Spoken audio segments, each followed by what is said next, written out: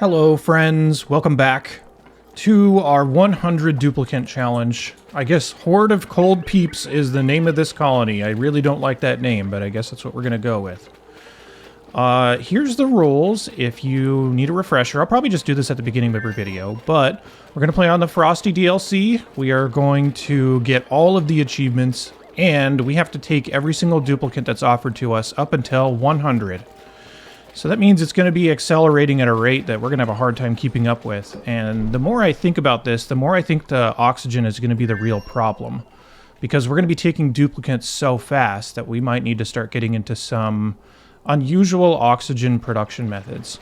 I don't think I'm going to use morbs like I did in the last one, mainly because they won't live in an environment like this for very long.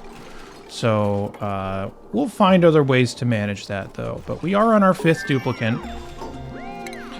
Getting more of our research out of the way. Let me just continue this. And the thing that we're going for is just trying to get all of our ranching up and all of the infrastructure that we would need to start getting eggs out as soon as possible from these Bammoths. And I guess also to a lesser degree from these flocks. But I will continue on this. Is this a bush? Yeah, I should probably move this over then. I will continue on this until we have a good ranching foundation, because that's going to be the biggest problem as we go along. Running out of wood, by the way, is basically eating enough in time. We did this on the hardest settings with about 8 duplicants, and 16 would be the equivalent here in terms of how quickly they can eat, and we just barely made it last time. So we are going to hopefully make it a little bit more comfortably, and if I do not make it, then we will restart. So that's going to be the plan. The ranches for each of these Bammoths, I'm not exactly sure how many wild plants they're going to consume, but I'm pretty sure it's about 4. Because domesticated, it was about 2, maybe a little bit more than 2. So we might not get that many Bammoths going on. The amount of flocks per bush is, I think, about 1 domesticated, so let's say like 4 per flocks, but we'll play around with that and see what we can get. But we just need to keep pushing forward so we can start getting our ranching up. We also need a duplicant that's capable of doing this first, so the 2 duplicants that we took, Joshua and Hassan, they don't have their ranching capability yet, and they won't get it until probably cycle 15-ish or something like that. So there's still a good amount of things that we need to do first, or rather that we can do first, and I just really want to explore to see what's on this map. I'm familiar with what is on the base game version of the map, or rather the spaced out version, but not the base game, so I'm just going to dig as much as I can in every direction. This is also something that's like a little annoying, is the wood eventually runs out. And it runs out quite quickly as you're building different things, unless you start ranching your flocks, but again, we're not quite on that yet. So you have to remember to switch all your ladders over to granite, and I will probably go back and rebuild all these with granite like this at some point too. It's not necessary right now, but it is something that we need to remember to do. Also, I need to make sure wherever I am expanding to that I have supplies that are nearby. So I don't want my duplicants to be running all the way across the map and back just to bring granite there. So just got to remember that. That's going to be a pretty important thing. Hey, we got another achievement. Let's see which one it is. There we go. Achievement number 2, outdoor renovations. We just constructed a building outside the initial starting biome. Definitely one of the more difficult ones to get, I would say. Not really. So, I'm just going to continue on and keep our concerns in mind in terms of what we're going to need to worry about. The biggest thing I'm going to be worried about going forward is oxygen, but I just want to get out on the map and figure out what's around us. We have all of our rooms and stuff for our duplicants. As they get more morale, we're going to need to add some other ones, so the next will probably be a Great Hall, since that's a really good source of morale. Just going to keep this research spinning, by the way.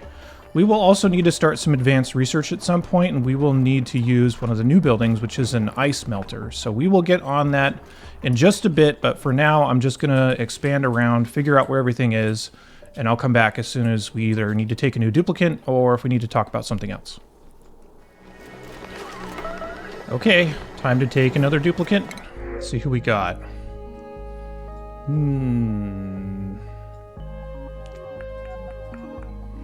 guess what do we need it for? We probably need some cooks at this point.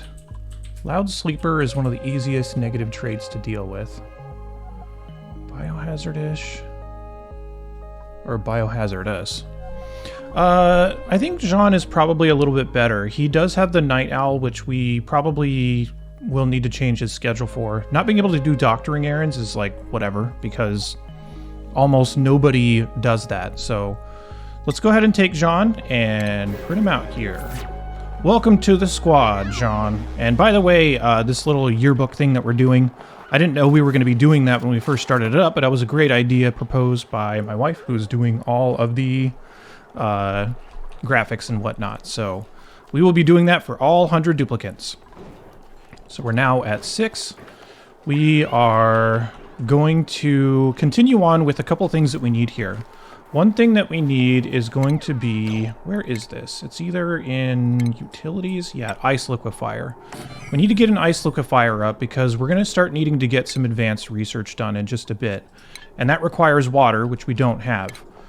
These ice liquefiers are basically just going to take some wood and ice, obviously, and we'll turn it into water, and the water will just kind of sit here when it's done. As long as we clear everything away from it, it shouldn't heat up anything too badly, and it also shouldn't freeze, assuming we're not being too reckless with it. So I don't want either of those to happen, because it freezing would be kind of a waste of time. So we're going to need that. Let's go ahead and put up our supercomputer for advanced research. The other thing I was going to mention is how I'm shaping out some of these rooms for ranching. So if we take a look at the overlay, you can kind of see little areas that pop up for the plants that we're going to need to ranch some of these. So like the easiest ranch so far is going to be like this. This is just a very simple room. It's about 78 tiles large. I can just throw a grooming station and a shearing station in here, and this Bammoth will be really easy to ranch. Some of them are not quite as straightforward. So like this area, there's 2 pike apple bushes down here and 2 up here.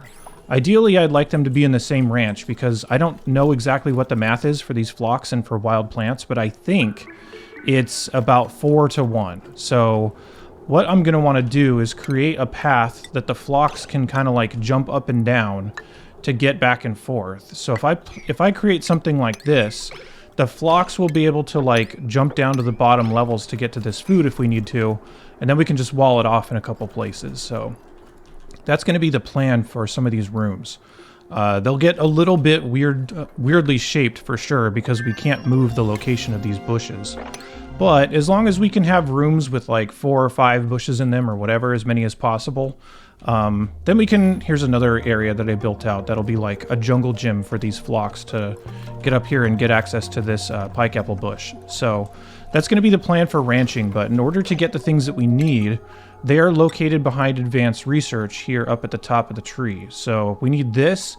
We will also want our incubators up. The other thing that we need to get started is we need to start refining some metal. We need refined metal for those incubators. So I'm going to plop down a rock crusher, and the rock crusher can make a few things, and one of the things that it can make is mercury. But the problem with mercury, and was a huge complaint in the first round that I played on this in the beta, is that the mercury melts at a quite low temperature. So you will usually just have mercury all over your base if you're not careful. So we're going to be a lot more careful about approaching mercury. But I'm not going to refine this cinnabar ore into mercury, because that's what it does in the rock crusher. Instead, we're just going to be getting access to some of the iron that's around here. See, there's some right here, some on the walls. We shouldn't have a hard time getting access to that iron, but we do need it for those incubators.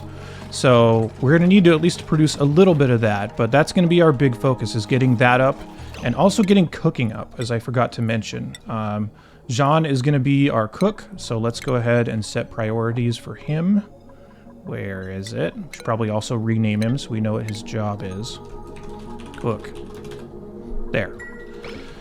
So, also one more thing is once this room gets all closed off, this will be considered a laboratory, which will help our research go faster.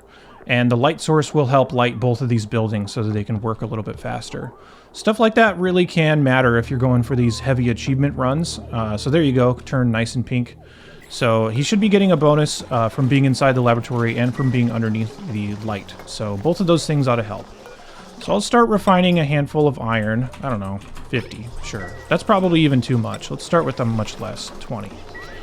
And then the other thing to talk about is getting to these shrubbery plants can be kind of weird, but you do want to dig them out early on, just so you know how much food you have versus how many duplicants you have. And we're going to be running into that problem pretty quick in terms of, like, needing to secure enough food for everything.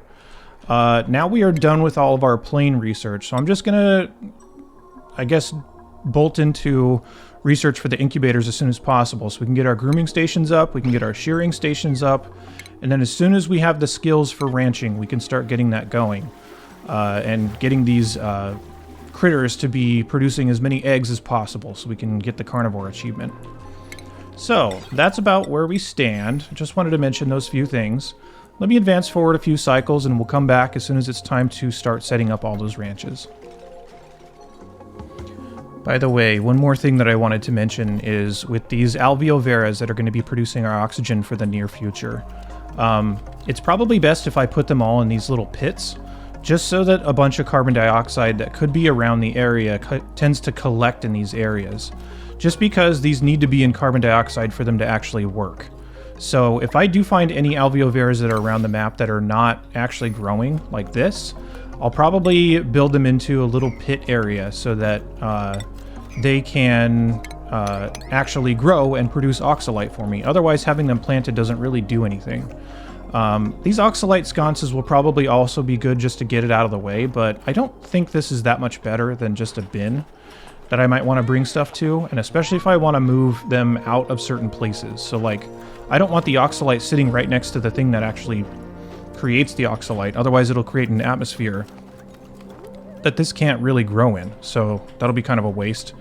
So that'll be a little bit of a problem, is constantly having to move oxalite to the center of the base, but I do think it's worth our time after we get all of the ranching stuff set up. So that's going to be the idea.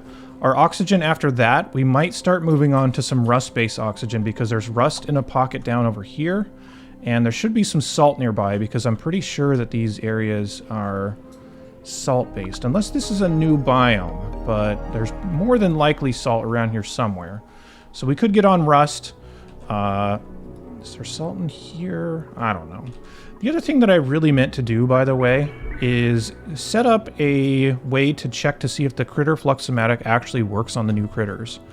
I don't know because they don't say anything about any mutations, but that was something that I didn't test before, and I kind of regret it. I wish I would have tested that in the beta, but we're going to test it here to see what that actually does, and if there are any other variants of these new critters. Yeah, so anyway, just back to getting these ranches ready to go.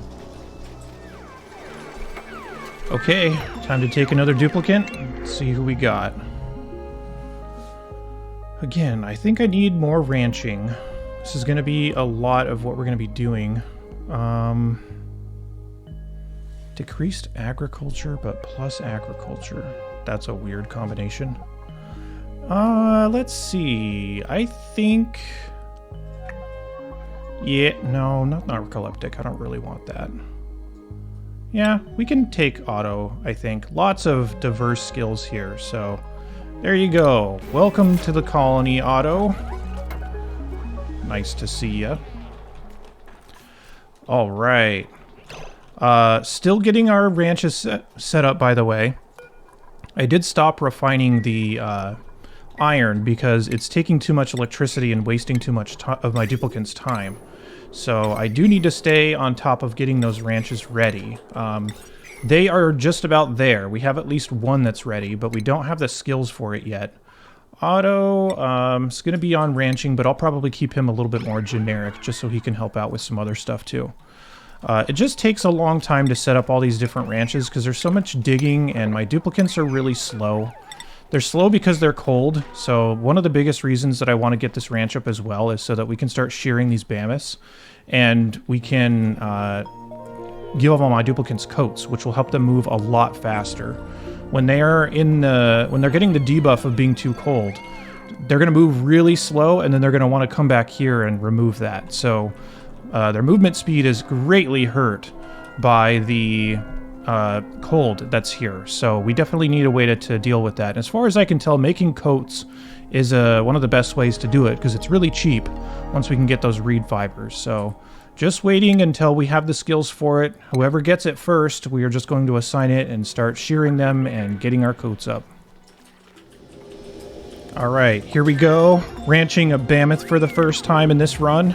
You get this awkward bald Bammoth afterward. But this is now going to allow us to make coats, which is a big deal. The other thing to note with this, by the way, is these Bammoths are big. So you do need to make sure that everywhere that they're expected to go, they have only one jump point up here, and that if they're going to eat from somewhere, that there's at least 2 spaces for them to eat, because they are larger. So that's one of the more awkward things with these guys, is making sure that they can move around and do things properly. Here's one of the eggs that they put out. We definitely want to get this into an incubator as soon as possible. We just barely got our research for it, so what I'm going to do is start putting down incubators in one of these rooms, and my ranchers will be responsible for constantly keeping the incubator spinning.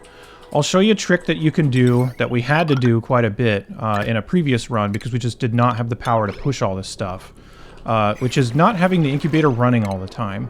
All you need to do is have the incubator set up so that it can receive a hug from the duplicant, and if it does receive that hug, then it will cause it to hatch quicker. So I'm just going to get all this stuff set up, and it shouldn't take too long to do that, I don't think. Here's our grill, by the way. You will want to make sure with the meat that you get, that you are turning it into something else other than just the raw meat. So I'm going to probably ban raw meat eating. Actually, I haven't even discovered that yet because we haven't had any. But make sure that they don't eat the raw meat. Make sure that they're eating something that's a lot more calorie efficient. Otherwise, you will be leaving calories on the table that otherwise could have been used for the achievement. Let me see if we have... Oh, we still need the textile looms. We need to get on top of that so we can make coats. And once we get that, we'll be really off and running. I'm still very worried about food. One of the things that's going to be good eventually is going to be these pancakes. They are very good if you have access to sleet wheat and raw eggs. But I don't want to use raw eggs right now because I'd rather use it for meat since that's what counts toward the achievement. So if we do find any sleet wheat, I'm going to do that forever. I'm going to do pike apples forever because that's a lot more efficient than what we're doing. And I think we only have one cook right now. I might get a second one if we need to. Maybe that'll be our next duplicant. But yeah, so just trying to get the Bammoths up as soon as possible. So I need to start closing off some of these other areas and turn them into ranches as well. So something like this. And I need to make sure to leave a space, once again, for any buildings that are going to be in here. Let me check to see how close this is. I think this one should be fine, but I also need to tear down some of these tiles so that the Bammoth can actually get over to the other things. They can't hop up these 2 gap things either, so yeah. Alright, just going to continue to start ranching, and as soon as we can get... Oh, let's talk about the egg. So I'm going to start incubating these as soon as possible. Once I have the egg over here, and once it's inside the incubator, then I'll hook it up to power, so that it's only on for a minimal amount of time, and I'm going to really crank up the priority so that... Look how big this is, by the way. So that once it's in there, a rancher will want to do that task as soon as possible. And I did talk about this a lot in my Ultra Supreme Max difficulty run, but I'm going to be doing a lot of microing to make sure my ranchers are picking a task. Where's he going? Why is he not doing this? To make sure that he's picking a task that is very efficient for this. So this is now advertising for the hug. There we go. Came back to do it. And then once it gets that, you can actually just take it back out of the incubator. And you could unplug this if you wanted to. You could do it with the wire clippers. So we could just do something like that so we're not wasting power. And now this is going to be hatching 10% faster along with the base 3%. So this should hopefully get us some food as soon as possible so we can start diving into that carnivore achievement. So that's the plan. Just going to be expanding out more ranches as we go and kind of doing the same thing. As soon as we can start getting our coats up, I will come back and we will talk about that a bit. Okay, time for our next duplicant. Let's see who we get. Let's see. Building is definitely something I'm having a hard time doing right now. Bottomless stomach is actually kind of good, considering we're going to want people to eat more. So, looks like Ruby is going to be our pick here. So let's go ahead and print Ruby and welcome her into the yearbook. All right. Another thing is we got another achievement, so let's see what that is. Hey, we cooked something. Yes, definitely a difficult one right there. All right. Where we stand right now is I'm waiting on a few more pieces of iron to be refined before we can start getting our coats up. Just trying to grab as many Bammoth ranching areas as possible. I probably need to boost up the priority in this because it is taking them a little while to move around the map right now. I'm starting to get very concerned about food, by the way, so we need to start getting in and getting access to these sleet wheat grain because that will really help our food situation out quite a bit. But locavore and the food situation is definitely not a very friendly combination this early in the game. We're also going to need more rooms here in a second. These are asking for more oxalite. Yeah, it's starting to get a little bit chaotic here. I was like thinking we were in some pretty smooth sailing so far, but now I'm really starting to get worried with our lack of food production. So we'll see how this goes, but yeah, we're doing our best, and as soon as anything else interesting happens, I will let you know. Oh, you know what time it is? Another duplicant. Who do we got here? Someone that's good at farming is actually pretty interesting. Can't do cooking. Doctoring is the most useless skill in the game for the most part. So that plus 14 medicine, boy, does that really not mean anything.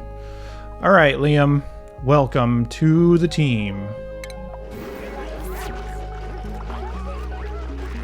Alright. Also, we have a colony achievement to look at. There you go. Use the duplicate skill points to buy out an entire branch of the skill tree. This was because we maxed out cooking for... I forget who our cook is. Who are you? Jean. There we go.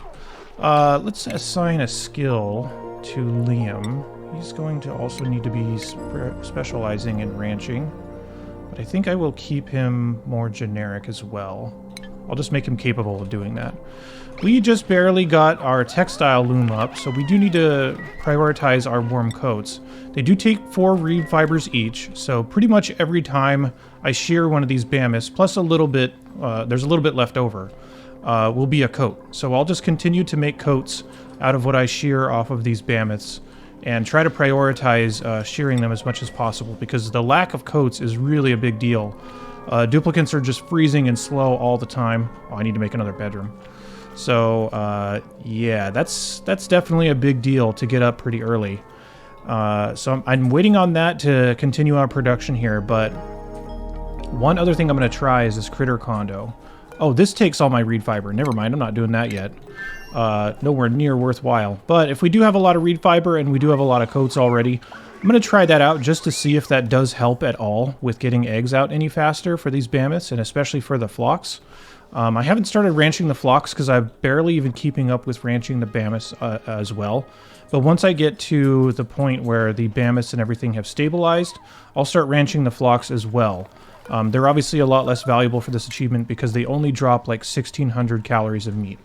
That's like way less than the Bammoths. So here's the Bammoth for reference. So like over 10 times more for the Bammoths in terms of meat production. So those are the ones that I want to stay on top of.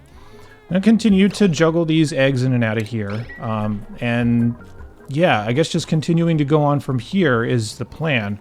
But the movement speed and everything is so slow from these lack of coats. We really need to get on top of that as soon as possible.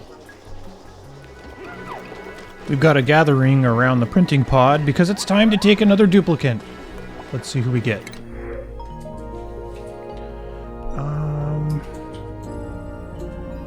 I guess another person that eats a lot of food is good. Also, interest in farming, that's good. Interest in building, that's good. Alright, welcome to the colony, Ada.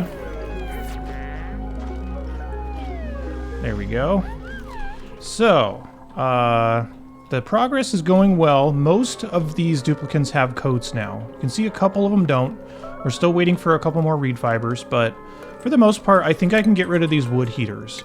I'm finally okay with that, mainly because They spend so much time reloading those and running back to use them. Overall, if I can just get them to not use it, that would be ideal. Just adding some more outhouses here because we're having a hard time keeping these two up. So yeah, at this point, it's really just what can I get for, like, how can I optimize my duplicant time the best? Because having to travel so far away for all these natural farms is not ideal, especially this early in the game because of how slow they are. So just going to be trying to get up as many ranches as I can. I'm still only at these 4 for these 4 Bammoths, but it's going pretty well. Trying to get another egg delivered here. So as soon as that comes in, I will be able to lullaby all 3 of them. So I guess I should hook this up and get it going. So yeah, still making a decent amount of progress here, and just going to be finding a few more Bammoths so that we can maximize out these reed fibers and the meat. But it's really just how much momentum we can get in terms of like how many eggs these things are producing and how quickly those eggs hatch. Once they hatch, we can just instantly turn them into meat and barbecue them up or mix them with something else. Another thing that'd be good to talk about while I change my wires here is the spigot seals. Here's the first one that we've seen this game. These, when they are killed, produce tallow, and they produce a decent amount of it. This can be very useful for a new type of food that's in this DLC called pemmican. And that is also a meat product, so we will want them to use that as well. So I'll start hooking up our micro mushers so that we can produce some pemmican once we have meat and tallow. I'd prefer that over the barbecue, honestly, because it's a little bit more calorie efficient. There's some other stuff you can do with it, like a deep fryer, but we don't have that research yet, and I'm not spending any time researching anything, mainly because my duplicants are probably better served doing something else for the time being. Our food situation is really only stable because we have access to all this sleet wheat. The sleet wheat is such a big deal to be able to use at this stage of the game, so getting on top of that is going to be very handy.